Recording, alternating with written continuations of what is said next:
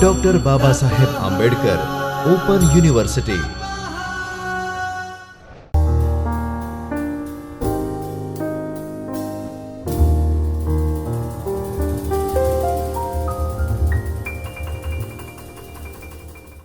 Namaskar students, welcome to Dr. Babasaheb Ambedkar Open University's Video 8 lecture sessions.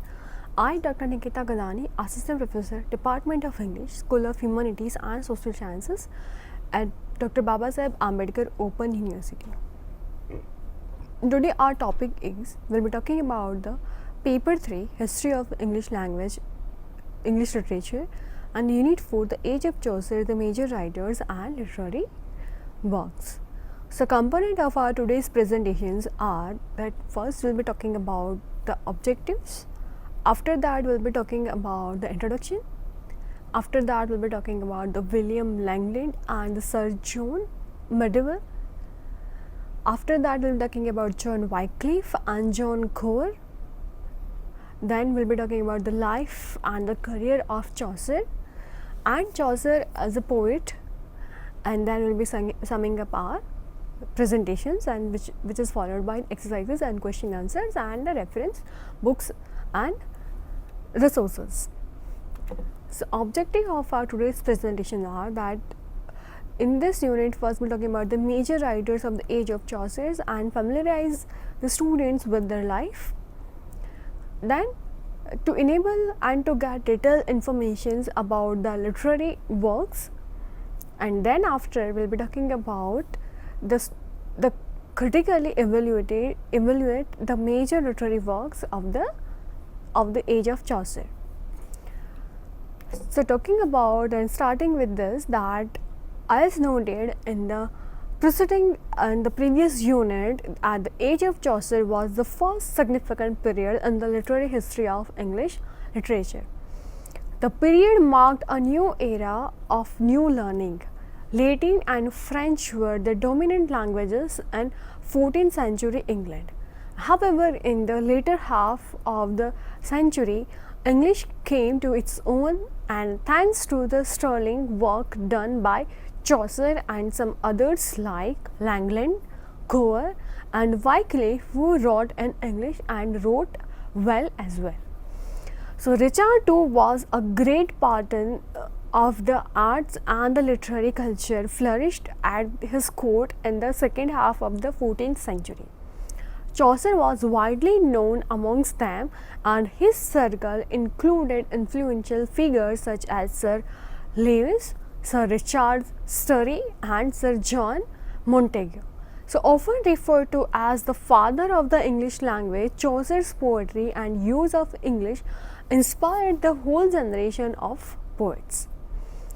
The dominance of French following the Norman conquest of 1660 had impeded the growth of English as a literary language for the hundred of years, and it was not until the 14th century that the vernacular came once more to be used as the language of the choice in all areas of the society, including at the court and in business. So, nonetheless, most writers such as Gower still wrote fluently in French and Latin as well as their native tongue and native languages. Chaucer proved that English could be written with elegance and power, and it is thanks to his works that his prestige grew as a medium for serious literature. His poetry naturally inspired praise and imitations from his contemporaries. Of these admirers, the prolific John Lydgate is probably one of the best known today. A monk at the great Benedictine Abbey of St. Edmund at the Bury, he emulated Chaucer's style, and in the prologue to his Siege of Thebes, even portrayed himself as meeting Chaucer's pilgrims at the inn in Canterbury. Although Lydgate's works has suffered from adverse criticism, he played a crucial role in the ensuring Chaucer's popularity throughout the 15th century. So, talking about the major writers of this age, of the Chaucer's age and the contributions. The first we'll be talking about the William Langland. The English poet William Langland, that is 1330 to 1400, is known as the probable author of the Piers Plowman, an allegorical poem which attacks abuse in the government and the church and deplores the misery of a people without true leadership. So one of the greatest example of Middle English alternative poetry. This is an allegorical work with a complex variety of religious themes. So one of the major achievements of Piers Plowman is that it translates in the language and the conceptions of the closeted into the symbols and images that could be understood by the layman. So in general, the language of the poem is simple and colloquial, but some of the author's imagery is powerful and direct. So Langland voiced and social discontent and preached the equality of man and dignity of labor. So almost nothing is known of Langland himself, and if he authored any other works of literature, they are no longer known to us. So nonetheless, on the basis of Piers Plowman alone, Langland is one of the most important figures in Middle English literature. So Langland was writing during a period of significant cultural and linguistic change in England. The English language itself had been rapidly changing as a result of the Norman conquest and increased interaction with the European continent, and English culture had entered a period of significant strife. The rampant corruption of the medieval Roman Catholicism had incited a great deal of unrest among the English populace, and number of the authors, Langland among them, would directly address their own thoughts on Christianity, the Church and the state of England as a whole throughout the medium of poetics allegory. In so doing, Piers Plowman became internationally not a rallying point for one of the largest revolts in medieval history, and the poem would be appropriated by a number of radicals throughout the England. Talking about the Sir John Mandeville, Sir John is the pet name used by the unidentified 14th century English author of the one of the most famous and widely read travel romance of the hero, that is the Voyage and the Travels of Sir John Mandeville Knights. He probably wrote his travel first in Latin, next in French, and then turned them into English. The tales are selections from the narratives of genuine travelers, embellished with Mandeville's additions and described it as his own adventures. The book is a kind and of guide book to the Holy Land, but the writers himself went much farther, cast and reached China. In fact, so Mandeville's travel was much admired, read and copied. Indeed, hundreds of manuscript copies of his book were made. So there are 19 still in the British Museum. So originally written in the Norman French about 3060 and translated into 10 major European languages including English and Latin by the end of the century, the travels enjoyed undiminished popularity for over 400 years. So purporting to be the travel guide, emphasizing the exotic wonder of the near and far east, it is generally considered one of the finest works of the imaginative literature of the medieval period.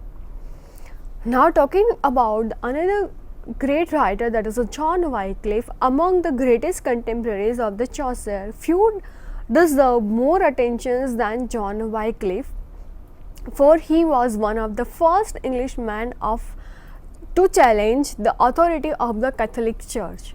He was the most influential prose writer of the 14th century. His fame rests upon his complete translation of the Bible. This work was finished in 1383, just 1 year before his death. And however, the translation was not done by himself alone, but a number of men worked on it under his supervision and guidance. So, though often copied in manuscript, it was not printed for several centuries. And Wycliffe's New Testament was printed in 1731 and the Old Testament not until the year of 1850. But the works and the style of his translations, which was read and reread by the hundreds of thoughtful men, were of real and permanent service in fixing the form of English language. So Wycliffe held that the presentations had raised a barrier between a man and a god, and both by pen and in pulpit he endeavored to break it down, and free access to the Bible was what the spiritual life required. Now, talking about the John Gower, the another critic of the age of Chaucer's, was an English poet and the pearl poet and the personal friend of the Chaucer. He is remembered primarily for three major works: the Mirror de Almena, Vox Calamities, and the Confessio Amantios. So, three long poems written in a French, Latin, and English respectively, which are united by common moral and political themes.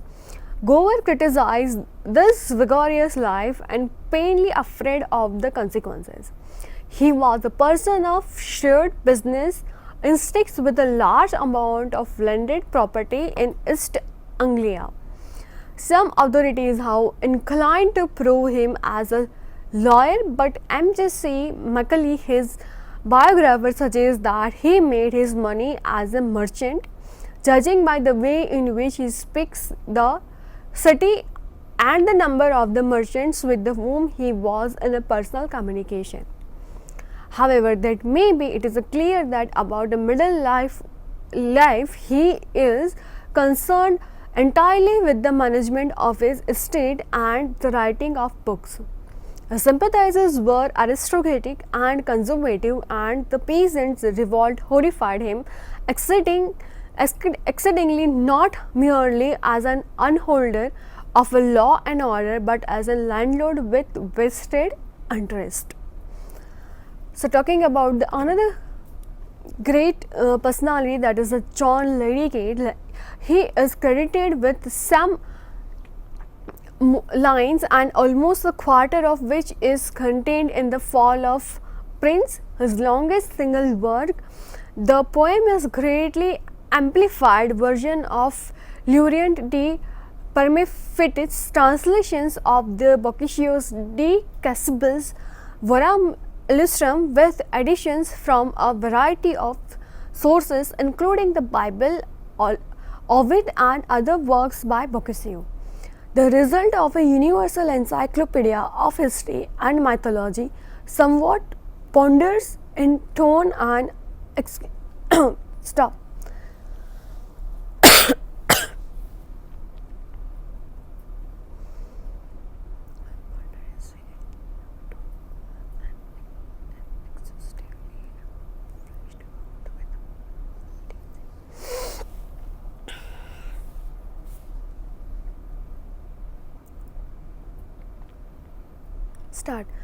Ponders in tone and excessively fleshed out with the moral teaching. The work was commissioned from the Lydgate in 1431 by Humphrey, Duke of Gloucester, younger brother of Henry V and protector of England during the minority of Henry VI, and it occupied with the following 8 years of his life.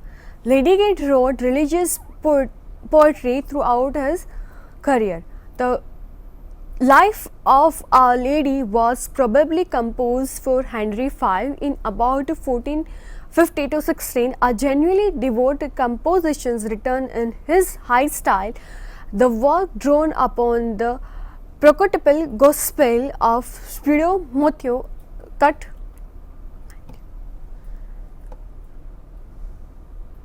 Size नीचे ले लो ना script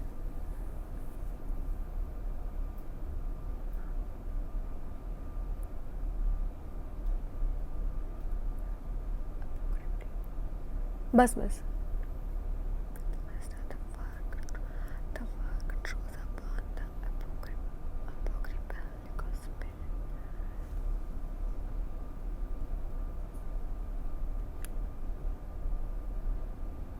Start.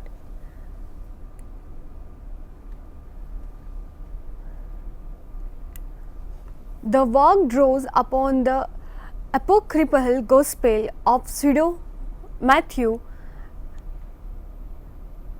Stop. एक minute.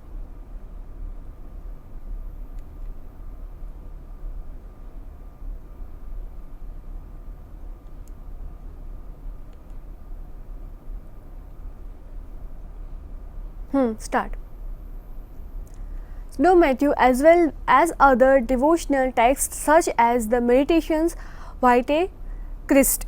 It has been praised for its religious intensity and luminous rhetoric. So now talking about another great personality of the age of Chaucer, that is John Trevisia.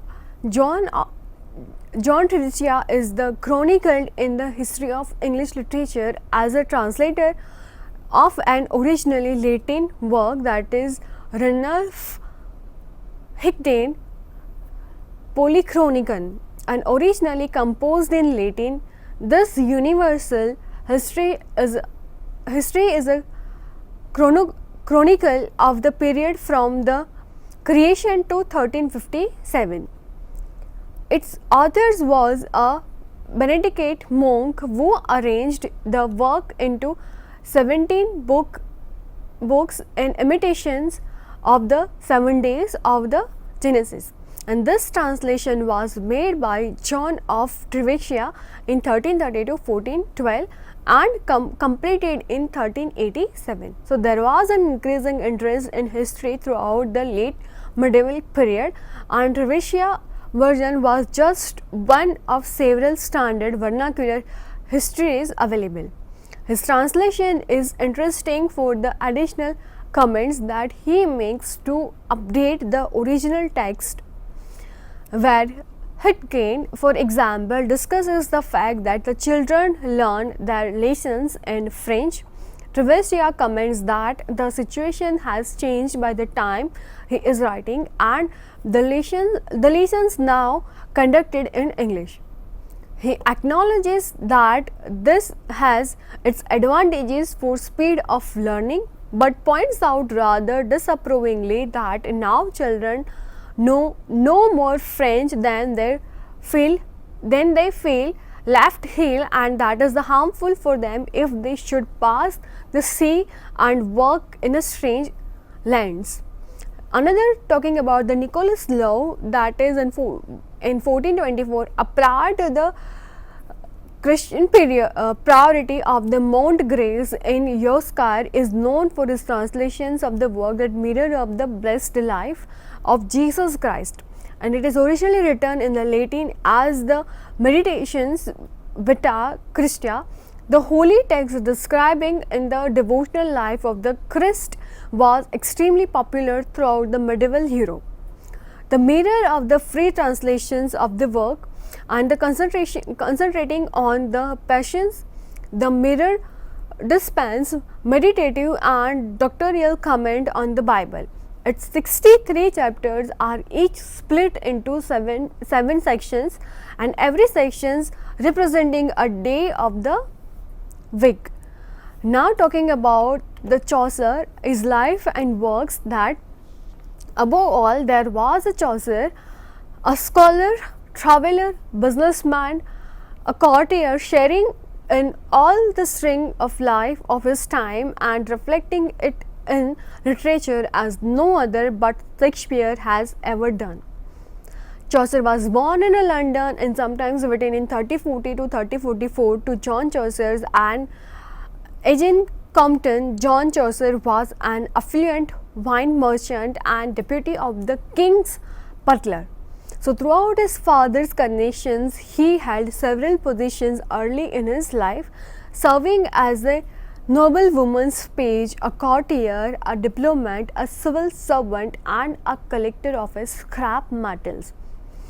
His early life and educations were not strictly documented, although it can be summarized from his works that he could read French, Latin, and Italian. So now talking about his works, that the Chaucer works are sometimes grouped into first French period, then Italian period, and finally an English period.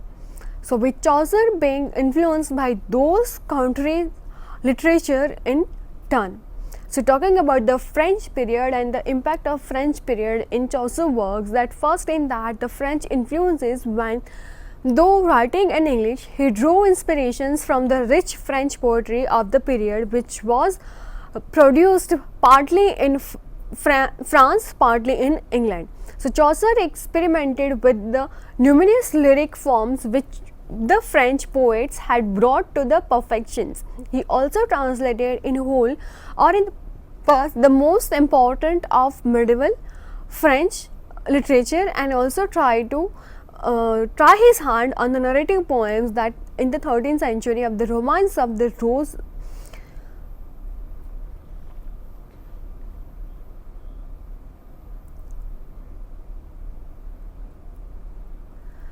This poem, with its Gallic brilliancy and audacity, long exercised over Chaucer's mind the subdominant influence which it possessed over most the secular poets of the age.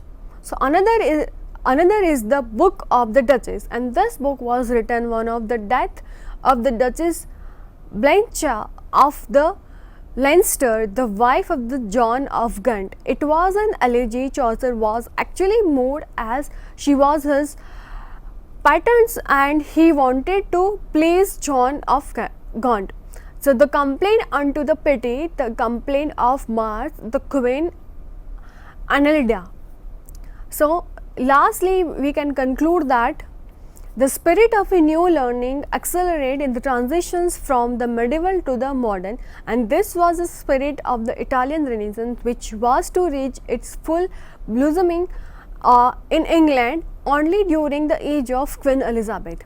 And Chaucer played a most important role in the importing of this spirit from the Italy to England, and there was vast intellectual awakening and the unprecedented spirit of literary activity. It was the heyday of England poetry, and English became a national language from a dialect. And the age also witnesses the foundation of an English prose style, and humanism was one of the potent formative influences of the age of Chaucer.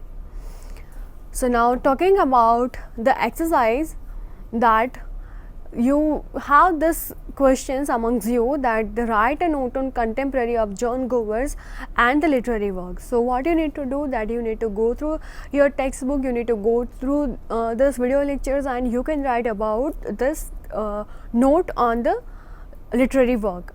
Then we have a question, that is significance of the writing of the William Langland. So what you can do in these questions, you can write, you can start with the introductions and you can write about the William Langland, and you can also talk about his works in your answers.